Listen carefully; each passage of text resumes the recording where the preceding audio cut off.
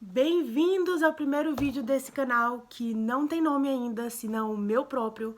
Afinal, a ideia é falar de coisas que eu gosto, que eu entendo e que eu estou aprendendo. Então, nada mais justo do que começarmos com o livro. E hoje eu quero falar para vocês do livro Deuses Americanos, do Neil Gaiman. Eu acho que muitos de vocês já conhecem esse livro, afinal, é um livro de 2001, é um livro já bastante comentado, né? Já virou uma espécie de clássico aí para quem curte o Neil Gaiman. E eu vou ser bem sincera que esse é o primeiro livro do autor que eu estou lendo, minha porta de entrada para o universo de Neil Gaiman. Ah, Natália, mas você nunca leu O Oceano no Fim do Caminho? Você nunca leu Sandman? Não, não li. É muito livro para uma pessoa só. Se eu pudesse, assim, o meu sonho de consumo era ter alguma coisa que parasse o tempo, tipo um vira-tempo, talvez, da Hermione pra voltar. E aí eu ia conseguir ler todos os livros que eu quero na minha vida, mas enquanto isso não é possível, né? Esse livro estava, por exemplo, na minha lista de livros para ler há muito tempo. E eu olhei para ele um dia desse e disse, quer saber o que? Eu vou ler esse livro. Tem uma série, todo mundo tá falando dessa série, parece ser muito boa, mas eu só vou ver a série depois que eu ler o livro.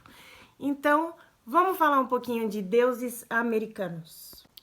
Então, esse livro tem como fio principal a história de Shadow, que é um carinha que foi preso, a gente no começo não sabe porquê. Ele foi preso e já tá quase saindo da prisão, aí descobre que a esposa dele morreu.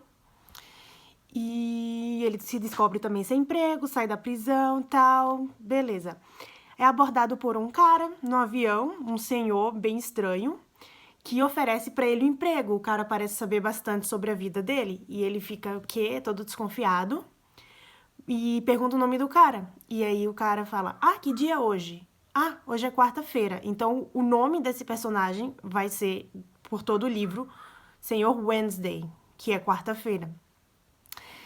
E tem um motivo, né, para a escolha desse nome, né, que é tudo baseado na mitologia. Esse livro, ele tem essa história principal, mas ele é todo permeado de histórias de deuses de mitologia nórdica, egípcia, africana, russa.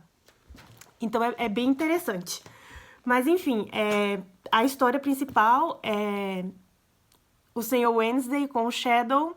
Ele tem um trabalho que é que ele seja o guarda-costas deles, porque o Senhor Wednesday está numa missão de reunir os deuses antigos para enfrentar os deuses novos que estão tomando conta do país, né? No caso, nos Estados Unidos. Então ele leva o Wednesday uma série de missões que são uma jornada que eles vão fazendo de carro pelos Estados Unidos, que é interessante porque o Neil Gaiman teve a ideia de escrever esse livro durante uma road trip nos Estados Unidos. E esse é um fato interessante também, depois quando a gente for falar sobre um pouquinho sobre a jornada do herói. A leitura do livro em si não é bem simples. Não é aquele livro que tu pega e tu vai lendo. Ele tem partes muito legais e tem partes que são meio arrastadas, assim, que vai devagar, que não flui. O legal mesmo são as historinhas paralelas que tem, contando as histórias dos deuses, como foi que os deuses chegaram nos Estados Unidos. E o personagem principal, o Shadow, ele não é exatamente um personagem muito carismático, que a gente consegue se conectar com ele. Falta sal nesse personagem, na minha opinião. Ele é muito passivo, ele é muito pau-mandado, assim, ele não questiona muito, ele aceita. É tipo aquela pessoa que já desistiu de tudo na vida, não tem mais nada, tipo, tá aceito qualquer coisa, então, o que vier tá bom pra mim. Falta reação, né, no personagem. Mas, enfim, as histórias paralelas são muito interessantes. Por quê?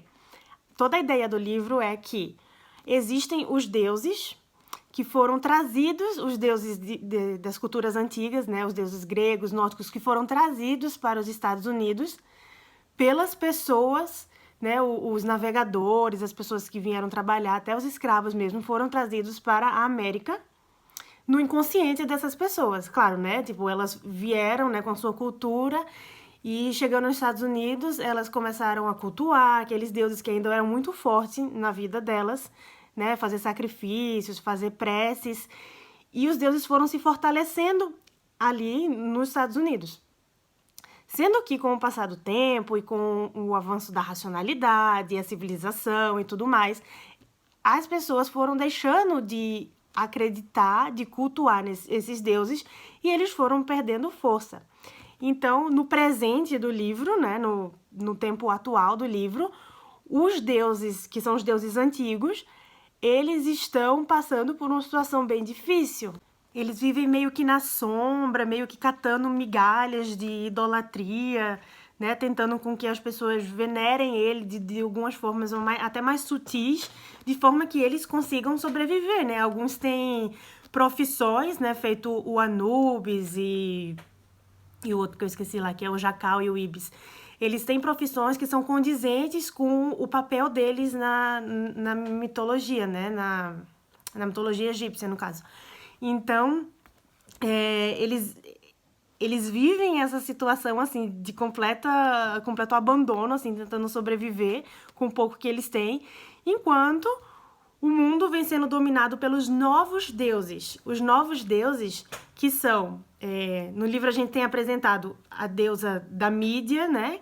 No caso, que a televisão era bastante forte, né? Porque o livro foi escrito em 2001, então, tipo, a internet, que também é apresentada no livro como uma tecnologia, ainda não era tão forte quanto a mídia, porque as pessoas dedicavam muito mais tempo sentadas assistindo a televisão do que utilizando o computador, né? Que já não é mais o caso hoje em dia, para muitas pessoas, pelo menos. Então, a autoestrada também, tem o deus da autoestrada, porque as pessoas, hoje em dia, porque a crença é o quê? É um pouco da atenção que você dá.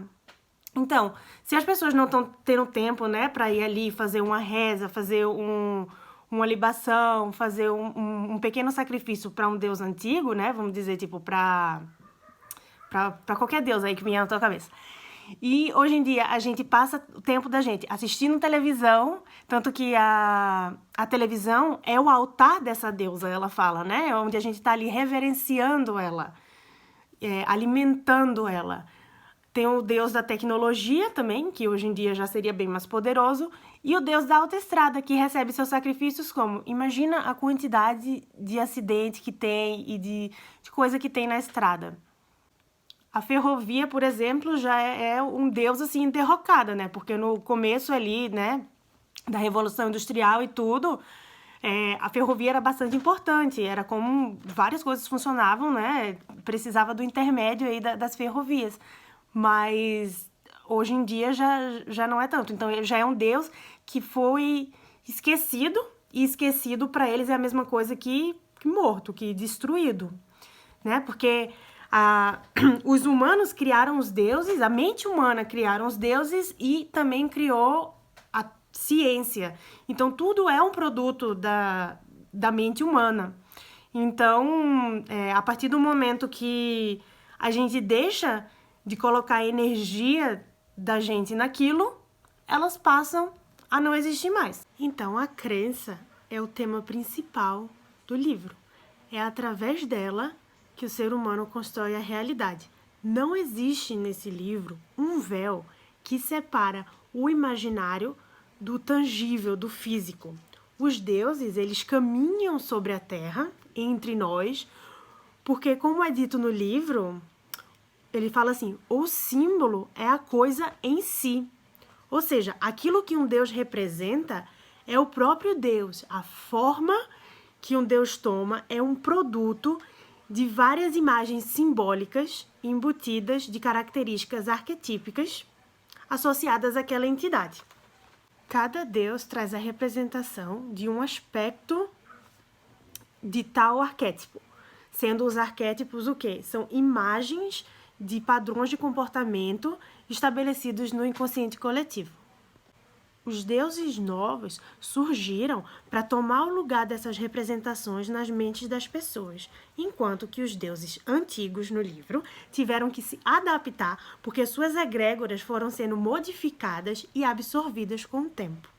Os deuses antigos, eles vivem ainda hoje porque nós nos lembramos deles de várias formas, estudando mitologia, e a própria mitologia presente nos livros, filme, quadrinho, série, certo? É dessa forma, e eles também são cultuados, mas muitas vezes esse culto, essa veneração que se faz a um deus antigo nos dias de hoje, é uma versão diferente daquilo que aquele Deus originalmente era. Especialmente se a pessoa que estiver fazendo isso é uma pessoa que não é da cultura original daquele Deus, uma cultura egípcia, uma cultura nórdica, uma pessoa que não está inserida naquele contexto. Então a gente vê muita gente hoje fazendo culto, né? A Lilith, a Hecate.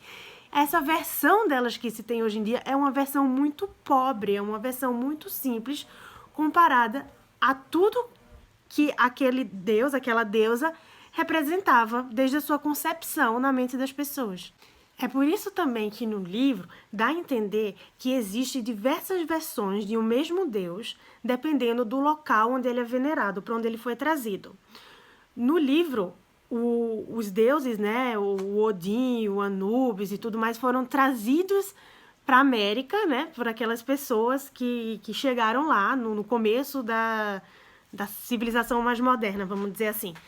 Mas imagine que eles também foram levados para vários outros locais do mundo e cada cultura dessa criou a sua própria versão, né? Modelou aquele Deus com a sua própria cultura. Então acaba que um Deus em cada local ele vai ter a mesma essência, né? Ele vai representar uma egrégora maior que é a mesma coisa, mas cada um deles vai ter uma peculiaridade. Isso fica bem claro num capítulo especial que tem nessa edição aqui, que é a edição preferida do autor, que ela é expandida. Sendo expandida, ela tem alguns bônus, e um deles é esse capítulozinho especial que não estava nas primeiras publicações do livro, mas que ele fala de um encontro de Shadow, o personagem principal, com Jesus. E aí a gente entende que existe a egrégora Jesus e também existem diversos bracinhos dessa egrégora maior, onde em cada um deles Jesus é customizado para atender às necessidades de tais pessoas. Eu vou ler um trechinho do livro que fala disso. Então Jesus fala assim para Shadow: já pensou no que significa ser um Deus? Significa abrir mão de sua existência mortal e se transformar em um meme, algo que vive para sempre na mente das pessoas, como a melodia de uma cantiga de ninar. Significa que todo mundo vai poder recriá-lo na própria cabeça. Você praticamente perde sua identidade. Em vez disso, torna-se 1000 aspectos do que as pessoas precisam que você seja. E todo mundo quer algo diferente. Nada é fixo, nada é estável. A gente vê isso também no final do livro, quando o Shadow encontra com Odin, sendo que ele encontra com Odin na Islândia, porque o Odin americano, né, e aqui vai um spoiler, atenção, um Odin americano ele já tinha sido morto nos Estados Unidos, e o Shadow encontra outra versão do Odin na Islândia, e ele pergunta: é você? E o Odin fala: olha, aquele era eu e não era, né, porque tipo... todos eles são várias versões de seus locais específicos, mas que todos têm a mesma essência de Odin, o pai de todos. Voltando à questão dos símbolos dos arquétipos, eu queria destacar o conceito de jornada do herói, ou então, para falar bem bonito, monomito, que permeia essa narrativa. Essa concepção surgiu em 1949 com o antropólogo Joseph Campbell em seu livro O Herói de Mil Faces. De acordo com Campbell, todos os mitos de heróis, né, todas aquelas histórias heróicas na mitologia, elas são variações da mesma história que compartilham uma mesma estrutura. Isso acontece porque a função do mito é representar aspectos da psique humana, que são comuns a todos os povos. Então existe uma estrutura narrativa que a gente vê nesse livro, onde Shadow, que seria o herói, ele passa pelos diversos estágios. São vários os estágios que são descritos na jornada do herói, e eu não vou falar muito de jornada do herói, porque eu não tenho conhecimento suficiente para falar sobre isso, mas eu entendo um pouco. E eu queria dizer assim, que eu tô trazendo isso aqui por quê? Só para dizer que é possível notar o Shadow passando por esses estágios, que são, né, o chamado aventura, a recusa, o mentor, a aprovação, porque desde o começo a gente vê, né, que o chamado aventura, quando Odin aparece para ele para dizer, olha, tem isso daqui que é um emprego, e daí ele faz a recusa, e aí depois aí ele aceita, porque tem aí o mentor, e o mentor vai levando ele, e aí tem a aprovação, e tem o regresso. E o regresso traz cenas bem bonitas, que são as cenas na árvore, né? E que ele passa por... Eu não vou também falar muitas coisas sobre o livro, senão eu vou ficar sem graça. Mas ali ele passa pela ressurreição, né? Quem lê o livro vai saber do que eu tô falando. Ele passa pela ressurreição e traz, é o que na jornada do herói se fala do elixir, que é tipo o elixir que o herói descobre que ele traz, que é para ajudar todo mundo. Que é o que Shadow, no final, ele vai fazer descobertas e vai trazer uma solução que vai acabar com aquela guerra que está se travando, né, entre os deuses. E a própria narrativa, em forma de road trip, né, que é aquele passeio longo pelos Estados Unidos, é uma alusão a essa jornada. E aí que eu podia falar mais 1000 coisas sobre o livro, né, porque ele é bem rico, assim, de referência, não só de referência mitológica, mas também de referência cultural e, enfim, várias coisinhas.